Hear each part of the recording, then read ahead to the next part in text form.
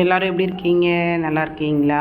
இன்றைக்கி ரோட்டில் மாங்காய் விற்றுச்சிங்க. 2.5 கிலோ 100 ரூபான்னு வாங்கினேன். ஆனால் வாங்கினா மாங்காயோடைய தோல் செம மொத்தமாக இருக்குது, அறுக்கவே முடியல. சரி மிக்சியில் போட்டு பார்த்துருவோம் அப்படின்னு சொல்லிட்டு டொக்கு வைக்கலாம் அப்படின்னு சொல்லிட்டு பக்கத்தில் ஆயா சொன்னாங்க. எப்படி செய்யணுன்னு அவங்கள்ட்ட கேட்டு வந்தேன். அழகாக மிக்சியில் போட்டு 2 சுற்று தான் சுற்றின உடனே அழகாக சின்னதாக டொக்கு வைக்கிற மாதிரி கட்டிங் ஆகிடுச்சி.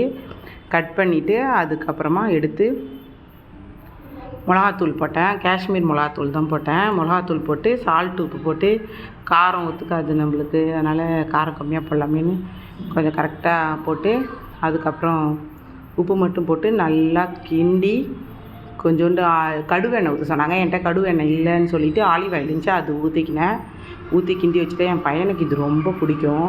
அவன் சப்பாத்திலாம் வச்சு சாப்பிடுவான். சரி அவனுக்காக சீசன் டைமில் செய்யலாமே அப்படின்னு சொல்லிட்டு நல்லா கிண்டி ஒரு பாட்டிலில் அள்ளி வச்சாச்சு.